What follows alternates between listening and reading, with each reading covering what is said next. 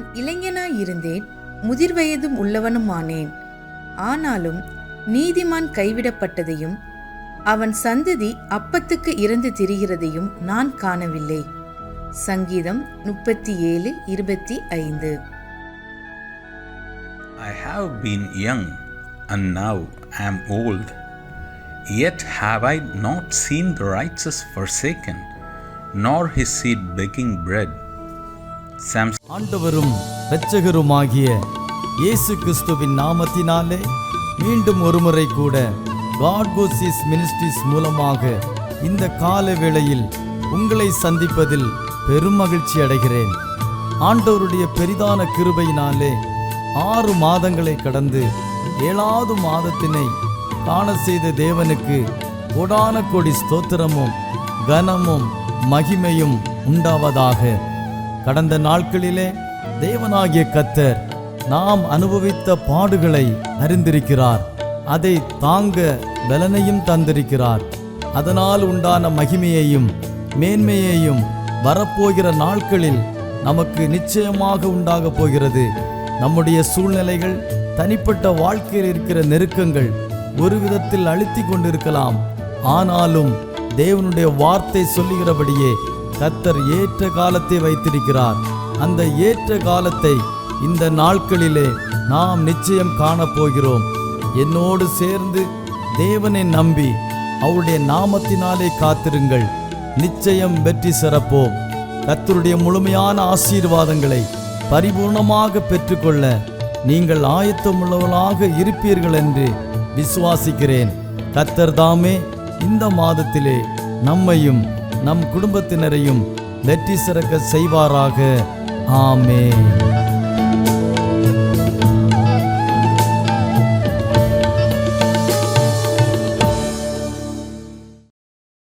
വാഴ്ത്തപ്പെടുമാറാകട്ടെ. ഈ നല്ല പ്രഭാതത്തിനായിട്ട് ദൈവത്തെ സ്തുതിക്കുന്നു. ഗോഡ് ഗോഡ്സിസ് മിനിസ്ട്രിയുടെ ആഭിമുഖ്യത്തിൽ ഇന്ന് പ്രഭാതത്തിൽ നിങ്ങളോട് ദൈവവചനം അറിയിക്കുന്നതിൽ അതിയായ സന്തോഷമുണ്ട്. ഡയറക്റ്റായിരിക്കുന്ന തോമസ് സാർ അവറുകൾക്കും പാർട്ട്ണറായിരിക്കുന്ന എല്ലാ കർത്തദാസന്മാർക്കും പ്രാർത്ഥനാ പടയാളികൾക്കും ലോകമെമ്പാട് ഞങ്ങളെ ശ്രവിക്കുന്ന ഏവർക്കും കർത്താവായ യേശുക്രിസ്തുവിന്റെ നാമത്തിൽ 2023 പ്രഭാത വന്ദനങ്ങളെ അറിയിക്കുന്നു. ഈ ആണ്ടിന്റെ ആരംഭം മുതൽ അവസാനം വരെ ദൈവത്തിന്റെ ദൃഷ്ടി പരിപാലനം ഓരോരുത്തരോടും ഇരിക്കുമാറാകട്ടെ എന്ന് ആശംസിക്കുകയും പ്രാർത്ഥിക്കുകയും ചെയ്യുന്നു. കഴിഞ്ഞ മാസം നമ്മൾ ചിന്തിച്ചതായ അതേ വചനത്തിൽ തന്നെ വെളിപ്പാട് പുസ്തകം 2-ാം അധ്യായം അതിൻ്റെ 25-26 വാക്യങ്ങൾ വായിക്കുന്നെങ്കിലും നിങ്ങൾക്കുള്ളത് ഞാൻ വരും വരെ പിടിച്ചുകൊള്ളുവിൻ എന്ന് ഞാൻ കൽപ്പിക്കുന്നു. ജയിക്കുന്നവന് ഞാൻ കൽപ്പിച്ച പ്രവൃത്തികളെ അവസാനത്തോടെ അനുഷ്ഠിക്കുകയും ചെയ്യുന്നവന് എൻ്റെ പിതാവ് എനിക്ക് തന്നതുപോലെ ജാതികളുടെ മേൽ അധികാരം കൊടുക്കും. Praise the Lord. കർത്താവ് നമ്മളെ ഏൽപ്പിച്ചിരിക്കുന്നതായ ഓരോ ആത്മീയവും അധികമായ വിഷയങ്ങളെ നമ്മൾ ഈ ദൗത്യങ്ങൾ ലോകമെമ്പാടും ചെയ്യുവാൻ ശുശ്രൂഷകരായ നമ്മെ ഓരോരുത്തരെയും കർത്താവ് വിളിക്കപ്പെട്ടിരിക്കുകയാണ്. ആകയാൽ അത് നമ്മൾ അവസാനത്തോളം പിടിച്ചുകൊണ്ടാൽ അത് കർത്താവ് അതിനുള്ള പ്രതിഫലം നമുക്ക് തരും എന്നാണ്. ജാതികളുടെ മേൽ അധികാരം നൽകുമെന്നാണ് ദൈവത്തിന്റെ വചനം വായിക്കുന്നത്. ഇവിടെ വെളിപ്പാട് പുസ്തകത്തിൽ വായിക്കുന്നതായ അതേ പ്രവൃത്തി തന്നെ നമ്മുടെ സങ്കീർത്തനത്തിൽ കാണുന്നു. ജാതികൾ കലഹിക്കുന്നതും വംശങ്ങൾ വ്യർത്ഥമായി നിരൂപിക്കുന്നതും എന്ത്? യഹോവയ്ക്കും അവന്റെ അഭിഷക്തനും വിരോധമായി ഭൂമിയിലെ രാജാക്കന്മാർ എഴുന്നേൽക്കുകയും അധിപതികൾ തമ്മിൽ ആലോചിക്കുകയും ചെയ്യുന്നതെന്ത്? ഈ കാലഘട്ടത്തിൽ മാത്രമല്ല, 1-ാം നൂറ്റാണ്ടിലെ അനുഭവം മുതൽ BC-യിലും ദൈവത്തിൻ്റെതായ അഭിഷക്തന്മാർക്ക് ദൈവസഭയ്ക്ക് വിരോധമായി അധിപതികൾ അന്നേ കൂടി ആലോചിക്കുന്നു എന്ന് നമുക്കിവിടെ കാണാൻ കഴിയുന്നു. കലഹിക്കുന്നതായി കാണാൻ കഴിയുന്നു. അവരുടെ നടുവിൽ ദൈവം ഏൽപ്പിച്ചിരിക്കുന്ന ദൗത്യം മുറുകെ പിടിച്ചുകൊണ്ട് അവസാനത്തോളം ഞാൻ ചെയ്യുന്നതായ പ്രവൃത്തികളെ ചെയ്ത് പൂർത്തീകരിച്ച് ജയം കൽപ്പിക്കുന്നവർക്ക് ജാതികളുടെ മേൽ ദൈവം അവകാശം അധികാരവും നൽകിയിരിക്കുകയാണ്. ഇരുമ്പ് കോൽ കൊണ്ട് അവരെ മേയ്ക്കുവാനും അവരുടേതായിരിക്കുന്ന ജീവിതത്തെ നമ്മൾ ഹാലലുയ ഭൂമിയിൽ ഇന്ന് ഭരിക്കുന്ന രാജാക്കന്മാർ, മന്ത്രിമാർ, MLA-മാർ, MP-മാരൊക്കെ നമ്മെ വാഴുകയാണെങ്കിൽ ഇവരെ ദൈവസന്നിധിയിൽ രക്ഷിക്കപ്പെടാതെ ജാതികളായി മുൻപോട്ട് പോവുകയാണെങ്കിൽ അവസാനത്തോളം ദൈവം കൽപ്പിച്ച പ്രവൃത്തികൾ നാം ചെയ്ത് പൂർത്തീകരിച്ചാൽ കർത്താവ് ജാതികളുടെ മേൽ നമുക്ക് അവകാശം തരും എന്ന് ദൈവത്തിന്റെ വചനം നമ്മെ ഓർപ്പിക്കുകയാണ്. സ്തോത്രം. 8-ാം വാക്യം സങ്കീർത്തനം 2 എന്നോട് ചോദിച്ചു കേൾക്ക, ഞാൻ നിനക്ക് ജാതികൾ അവകാശമായും ഭൂമിയുടെ അറ്റങ്ങളെ കൈവശമായും തരും. നമ്മൾ ചോദിക്കുമ്പോൾ പ്രാർത്ഥനയിൽ ആമേൻ ഓരോ ദൈവദാസന്മാർ ദൈവമക്കളും ചോദിക്കുകയാണ്, കർത്താവേ ജാതികളെ അവിടുന്ന് രക്ഷിക്കണമേ. അനേക കർത്താവെ ദൈവത്തെ അറിയാത്ത ജനതകൾ ലോകമെമ്പാടും ദൈവമേ ചിതറിപ്പാർക്കുന്ന, വിഗ്രഹാരാധനയായിരിക്കുന്ന, ദൈവത്തെ അറിയാതെ ഉപഗ്രഹങ്ങളെ ആരാധിക്കുന്ന, ആമേൻ കണ്ടതിനെയൊക്കെ വണങ്ങുന്നതായ അനേക ജനതകൾ നമുക്ക് കാണുവാൻ കഴിയുന്നു. നമുക്കറിയാം അബ്രഹാം, അതുപോലെ തേരക്, ഇവരെല്ലാം ദൈവത്തെ അറിയാത്തതായ ആ ജാതിക അംശത്തിലായിരുന്നപ്പോൾ അവരെ ദൈവം വിളിക്കുന്നതായി നമുക്ക് കാണാൻ കഴിയുന്നു. ദൈവത്തിന്റെ വിളി തിരിച്ചറിഞ്ഞ അബ്രഹാം അതെല്ലാം വിട്ടുകൊണ്ട് ദൈവസന്നിധിയിൽ ഒരു ഹല്ലേലൂയ വിശ്വാസികളുടെ പിതാവെന്ന വണ്ണം അറിയപ്പെടുന്ന രീതിയിൽ ദൈവം അവനെ ഉയർത്തുവാനും മാനിപ്പാനിടയായി തീർന്നു. അബ്രഹാം നമ്മുടെ വിശ്വാസികളുടെ പിതാവെന്ന് അറിയത്തക്ക നിലവാരത്തിൽ ദൈവം അവനെ ഉയർത്തി മാനിച്ചതായി നമുക്ക് ദൈവത്തിന്റെ വചനത്തിൽ കാണുവാൻ കഴിയുന്നു. അതുപോലെ ആ കാലഘട്ടത്തിൽ സങ്കീർത്തനങ്ങളെ നമുക്ക് കാണുവാൻ കഴിയുന്നത് ആ രാജാവ് ആമേൻ തന്റേതായിരിക്കുന്ന ദൈവത്തിൻ്റെതായ ആ വിളിയെ തിരഞ്ഞെടുക്കുവാനിടയായി തീർന്നു. ഒന്നാമത്തെ രാജാവായ ശൗൽ പട്ടുപോയപ്പോൾ, അനുസരണക്കേട് കാണിച്ചപ്പോൾ, അവൻ കാലഘട്ടത്തിൽ അമർന്നു പോയപ്പോൾ ദൈവം ഒരു മനുഷ്യൻ, ഒരു ആട്ടിര ചെറുക്കനെ, ഇസ്രായേലിന്റെ മധുര ഗായകനെ താൻ വിളിച്ച് വേർതിരിച്ച് തന്റേതായിരിക്കുന്ന രാജ്യത്ത് 40 വർഷക്കാലം ഭരിക്കുന്നതിന് ജാതികളുടെ മേൽ, രാജ്യങ്ങളുടെ മേൽ ആമേൻ ദൈവം അവൻ അധികാരം കൊടുക്കുന്നതായി നമുക്ക് കാണുവാൻ കഴിയുന്നു. ഹെബ്രോനിലും യെരൂശലേമിലുമായിട്ട് ആമേൻ 40 വർഷം വരെ അവൻ രാജഭാരമേറ്റ് അവൻ നല്ല വയസ്സെന്നവനായി കാലസമ്പൂർണതയിൽ ദൈവത്തോട് ചേരുവാൻ പിതാക്കന്മാരോട് ചേർന്ന് നല്ലൊരു വിശ്വസ്ത സാക്ഷ്യം വഹിച്ചതായി കർത്താവ് തന്നെ പറയുന്നത്, എന്റെ ഹൃദയപ്രകാരമുള്ള ദാവീദ് എന്ന് അവൻ ജാതികളെ ഭരിക്കുവാൻ തക്കവനിടയായി തീർന്നു. സ്തോത്രം. ഇവിടെ 9-ാം വാക്യത്തിൽ പറയുന്ന ഇരുമ്പ് കോൽ കൊണ്ട് നീ അവരെ തകർക്കും, കുശവന്റെ പാത്രം പോലെ അവരെ ഉടച്ചു കളയും എന്ന് ദൈവത്തിന്റെ വചനത്തിൽ വായിക്കുന്നു. സ്തോത്രം. നമ്മുടേതായിരിക്കുന്ന ജീവിതത്തില് ആമേൻ ജാതികളുടെ മാത്രമല്ല രാജ്യങ്ങളുടെ മേലും ആമേൻ ഒരു അവകാശം ദൈവം തന്നുകൊണ്ട് അതിനെ ആമേൻ ജയിച്ച് കീഴടക്കുന്ന ഒരു അനുഭവത്തിൽ ദൈവം നമ്മെ കണ്ടിരിക്കുകയാണ്. നമ്മൾ ഏത് മണ്ഡലത്തിലായിരുന്നാലും പൈശാചിക ശക്തികളെ നാം ഭയപ്പെടാതെ, ഇരുട്ടിന്റെ ശക്തികളെ നാം ഭയപ്പെടാതെ മുൻപോട്ട് പോകുന്നുവെങ്കിൽ ദൈവത്തിന്റെ പ്രവൃത്തിയെ തന്നിലൂടെ വെളിപ്പെടുത്തുന്നതായി നമുക്ക് കാണുവാനായിട്ട് കഴിയുന്നുണ്ട്. സ്തോത്രം. വെളിപ്പാട് 12-ാം അധ്യായം 3-ാം വാക്യത്തിൽ നമ്മൾ കാണുമ്പോൾ അവിടെ ദൈവത്തിൻ്റെതായിരിക്കുന്ന വചനത്തിൽ ആമേൻ പ്രകാരം എഴുതിയിരിക്കുകയാണ്. 1-2 വാക്യങ്ങൾ. തദീസിലെ സഭയുടെ ദൂതൻ എഴുതുക, ദൈവത്തിന്റെ ആത്മാവും 7 നക്ഷത്രമുള്ളവൻ അരുളി ചെയ്യുന്നു, ഞാൻ നിന്റെ പ്രവൃത്തി അറിയുന്നു, ജീവനുള്ളവൻ നിനക്ക് പേരുണ്ടെങ്കിലും നീ മരിച്ചവനായിരിക്കുന്നു. സ്തോത്രം. അതുകൊണ്ട് ഉണർന്നുകൊള്ളുക, ചാവാറായ ശേഷിപ്പുകളെ ശക്തീകരിക്കുക. ഞാൻ നിന്റെ പ്രവൃത്തി എന്റെ ദൈവത്തിന്റെ സന്നിധിയിൽ പൂർണ്ണതയായി കണ്ടിട്ടില്ല. നമ്മൾ ചെയ്യുന്ന പ്രവൃത്തികൾ, നമ്മുടേതായ സുവിശേഷ പ്രവർത്തനങ്ങൾ, നമ്മുടേതായിരിക്കുന്ന ആമേൻ താലന്തുകൾ, നമ്മുടേതായിരിക്കുന്ന ദാനങ്ങൾ, ധർമ്മങ്ങളൊക്കെയും ദൈവത്തിന്റെ സന്നിധിയിൽ കർത്താവ് നോക്കുമ്പോൾ ആ പ്രവൃത്തിയിൽ ഞാനും നിങ്ങളും കുറവുള്ളവരാണ്. സ്തോത്രം. നമുക്കറിയാം കൊർന്നേല്യോസ് എന്ന് പറയുന്ന ഒരു ദൈവഭക്തൻ ഇത്താലിയിൽ ഉണ്ടായിരുന്നു. അദ്ദേഹം എപ്പോഴും ദൈവത്തോട് പ്രാർത്ഥിക്കുന്നവനായിരുന്നു. അവൻ വളരെ ധർമ്മം കൊടുക്കുന്നവനായിരുന്നു. ദൈവത്തെ ഭയപ്പെടുന്ന വ്യക്തിയായിരുന്നു. ദൈവദാസന്മാരെ ബഹുമാനിക്കുന്ന വ്യക്തിയായിരുന്നു. അപ്പോൾ ഒരു ദൂതൻ പ്രത്യക്ഷമായിട്ട് പറയാണ്, കൊർന്നേല്യോസേ, നീ യോപ്പയിലേക്ക് ആളയച്ച് ശീമോൻ പത്രോസ് എന്നതിനെ വരുത്തി പ്രസംഗം കേൾക്കണം. അവൻ നിനക്ക് ഇനി ജീവിതത്തിൽ കുറവുള്ളത് അവൻ നിന്നോട് കൽപ്പിക്കും. അതുകൊണ്ട് നീ അവനെ വിളിച്ചു വരുത്തണമെന്നുള്ളതായ അരുളപ്പാട് ദൂതൻ പറഞ്ഞു കൊടുക്കുന്നതായി കാണാൻ കഴിയുന്നു. പത്രോസിനും അതുപോലെ തന്നെ പ്രാർത്ഥിക്കുവാൻ സമയത്ത് അവനൊരു വിവശത വരികയും ക്ഷണപ്പോൾ അവൻ ഒരുക്കുന്ന സമയത്ത് പ്രാർത്ഥിക്കാൻ വന്മാടത്തിൽ കയറുന്നതായ സമയത്ത് ആമേൻ അതേ തുപ്പട്ടി പോലൊരു ആമേൻ പാത്രം സകല മൃഗജാതികൾ, പർവ്വജാതികൾ, ഇഴജാതികളായി നിറച്ചിട്ട് ഭൂമിയിൽ നിന്ന് സ്വർഗത്തിൽ നിന്ന് ഭൂമിയിലേക്ക് ഇറക്കി വിടുന്ന ഒരു കാഴ്ച കണ്ടിട്ട് പത്രോസിനോട് പറയാണ്, ആർത്തു തിന്നുക. അവൻ പറഞ്ഞു, കർത്താവേ, അശുദ്ധമോ മലിനമോ ഒന്നും ഞാൻ ഇതുവരെ ഭക്ഷിച്ചിട്ടില്ല. ഞാൻ വിശുദ്ധീകരിച്ചതിന് നീ അശുദ്ധമെന്ന് എണ്ണരുത് എന്ന് പറഞ്ഞ് ഇങ്ങനെ ദർശനം 1-2 വട്ടം കാണിച്ച അനന്തരം അത് ആമേൻ സ്വർഗത്തിലേക്ക് വലിച്ചെടുക്കപ്പെടുകയാണ്. ഇതെന്താകുമെന്ന് ചിന്തിച്ച് വ്യാകുലനായി പ്രാർത്ഥനാ വന്മാടത്തിൽ ഇരിക്കുമ്പോൾ ആമേൻ കൊർന്നേല്യോസ് അയക്കപ്പെട്ടതായ വ്യക്തികൾ അവനെ തിരഞ്ഞു വന്നിരിക്കുകയാണ്. ശിമോൻ എന്നവൻ തോൽക്കൊലനായ ശിമോൻ ഇവിടെ പാർക്കുന്നുണ്ടോ എന്ന് ചോദിക്കുമ്പോൾ, നിങ്ങളെ അന്വേഷിക്കുന്ന ആൾ ഞാൻ തന്നെ എന്ന് പറഞ്ഞ് അവൻ തന്നെ തന്നെ വെളിപ്പെടുത്തിക്കൊണ്ട് കടന്നു വരുന്നതായിട്ട് നമുക്ക് കാണുവാനായിട്ട് കഴിയുന്നു. സ്തോത്രം.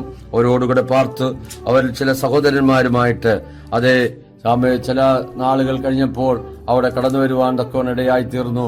ആ സമയത്ത് ദൈവത്തിന്റെ പ്രവൃത്തിയെ അവർക്ക് കാണുവാനായിട്ടിടയായി തീർന്നതായിട്ട് ദൈവത്തിന്റെ വചനത്തിൽ നമ്മൾ വായിക്കുന്നു. സ്തോത്രം. അപ്പോൾ പ്രാർത്ഥിക്കുന്ന ദൈവത്തിന്റെ ദാസന്മാരുടേതായ പ്രവൃത്തികളെ അറിയുന്നതായ ഒരു നല്ല കർത്താവ് നമുക്കുണ്ട് എന്നാണ് നമുക്ക് കാണുവാൻ കഴിയുന്നത്. നമ്മൾ കർത്താവിന്റെ വയൽ പ്രദേശത്ത് അധ്വാനിക്കുന്നത്, പ്രാർത്ഥിക്കുന്നത്, ട്രാക്ക് മിനിസ്റ്റർ ചെയ്യുന്നത്, അവൻ ഉപവസിക്കുന്നത്, നമ്മുടേതായ രഹസ്യം പരസ്യമായ എല്ലാ കാര്യങ്ങളിലും ദൈവത്തിൻ്റെതായിരിക്കുന്ന അതേ കൃപ ഇന്നോളം കൂടെ ഉണ്ടായിരുന്നു എന്ന് നമുക്ക് കാണാൻ കഴിയുന്നു. അത് നമ്മൾ ചെയ്യുന്ന പ്രവൃത്തികൾ ഇനിയും അധികം വർദ്ധിക്കുവാൻ കർത്താവ് നമ്മളെക്കുറിച്ച് ആഗ്രഹിക്കുന്നുണ്ട്. ആ നിലയിൽ ദൈവത്തിൻ്റെതായ വലിയ പ്രവൃത്തിയെ വെളിപ്പെടുത്തുവാൻ നമുക്ക് സഹായിക്കുമാറാകട്ടെ. സ്തോത്രം. അതേ ദൈവത്തിന്റെ വചനം ഇവിടെ പിന്നെ വായിക്കുന്ന എങ്ങനെയാണ്? എബ്രായർ 3:6 നമ്മൾ വായിക്കുന്നു. സ്തോത്രം.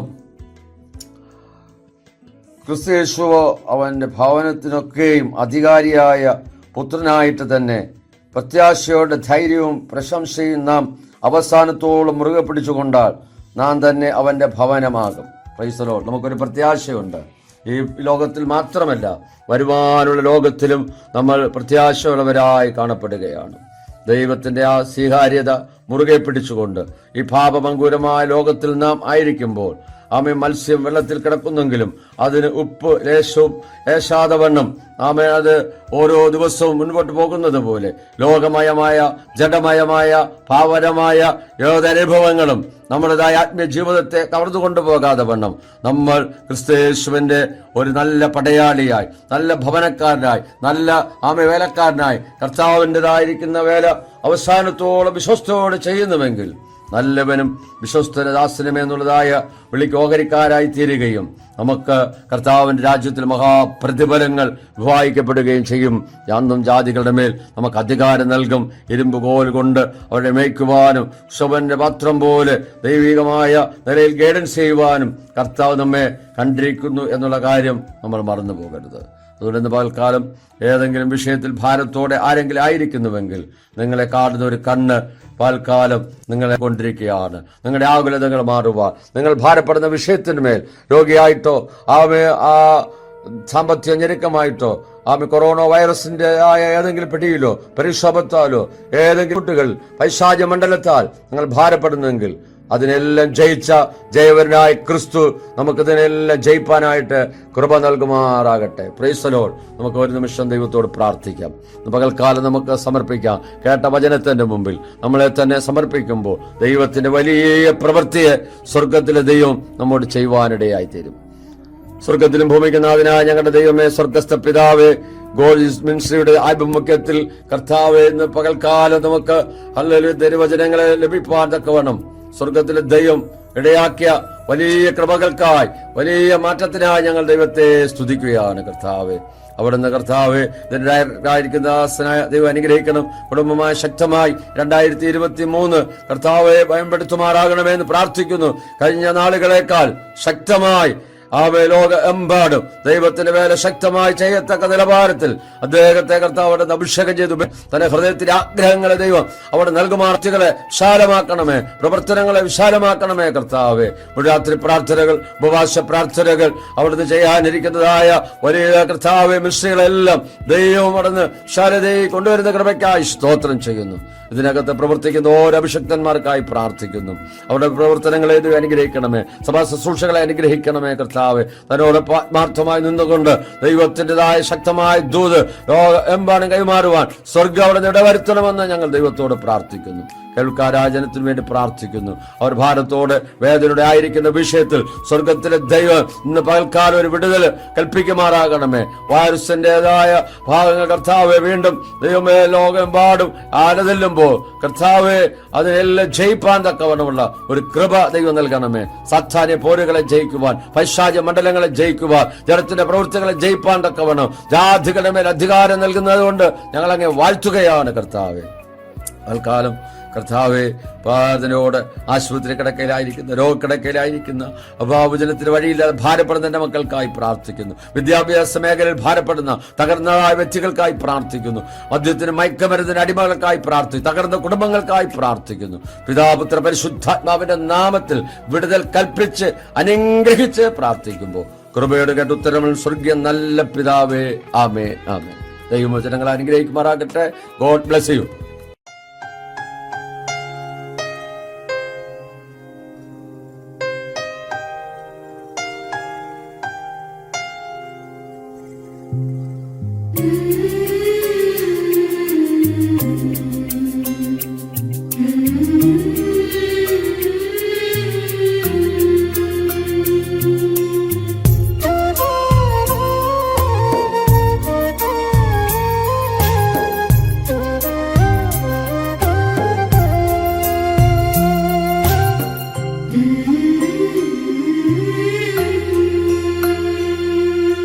ലോകം മുഴുവൻ നേടിയാലും നിന്നാത്മാവു നശിച്ചാലെന്തു ഫലം? ലോകം മുഴുവൻ നേടിയാലും നിന്നാത്മാവു നശിച്ചാലെന്തു ഫലം? ആത്മാവിൻ വിലയാ എന്തു നൽകും നീ? പകരം വയ്ക്കാൻ എന്തുണ്ടീ ഭൂമിയിൽ? നിൻ സമ്പത്തു മുഴുവനോ ലോകത്തെ തന്നെയോ പകരം നൽകിയിടുകിൽ മതിയാകുമോ? ലോകം മുഴുവൻ നേടിയാലും നിന്നാത്മാവു നശിച്ചാലെന്തു ഫലം?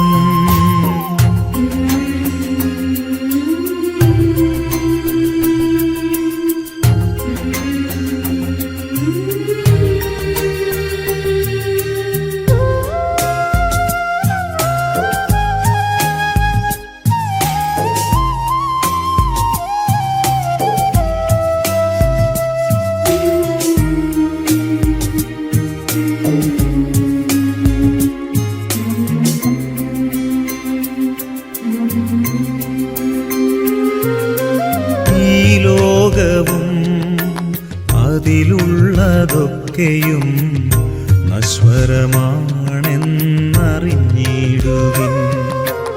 ഈ ലോകവും അതിലുള്ളതൊക്കെയും നശ്വരമാണെന്നറിഞ്ഞിടുവിൻ.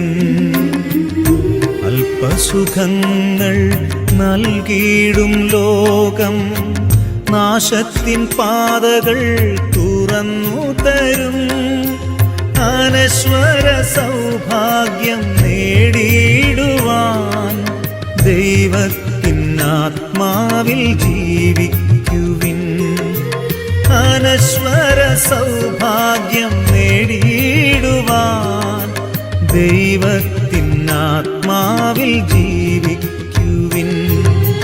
ലോകം മുഴുവൻ നേടിയാലും നിന്നാത്മാവു നശിച്ചാലെന്തു ഫലം?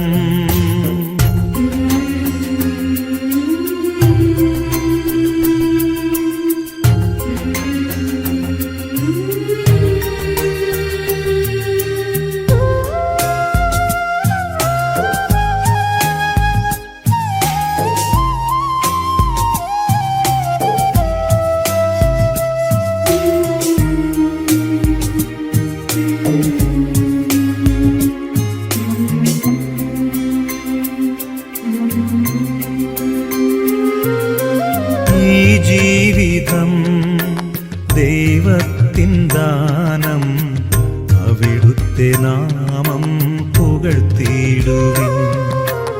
ഈ ജീവിതം ദൈവത്തിൻ ദാനം, അവിടുത്തെ നാമം പുകഴ്ത്തിയിടുവിൻ.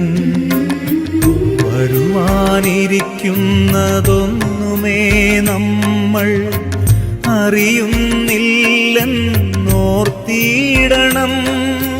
സർവം ഭരിക്കുന്ന ദൈവത്തിൻ മുൻപിൽ ജീവനും ആത്മാവും സമർപ്പിച്ചിടാം. സർവം ഭരിക്കുന്ന ദൈവത്തിൻ മുൻപിൽ ജീവനും ആത്മാവും സമർപ്പിച്ചിടാം. ലോകം മുഴുവൻ നേടിയാലും നിന്നാത്മാവു നശിച്ചാലെന്തു ഫലം? ലോകം മുഴുവൻ നേടിയാലും നിന്നാത്മാവു നശിച്ചാലെന്തു ഫലം? ആത്മാവിൻ വിലയായെന്തു നൽകും നീ? പകരം വയ്ക്കാൻ എന്തുണ്ടീ ഭൂമിയിൽ? നിൻ സമ്പത്തു മുഴുവനോ ലോകത്തെ തന്നെയോ പകരം നൽകിയിടുകിൽ മതിയാകുമോ? ലോകം മുഴുവൻ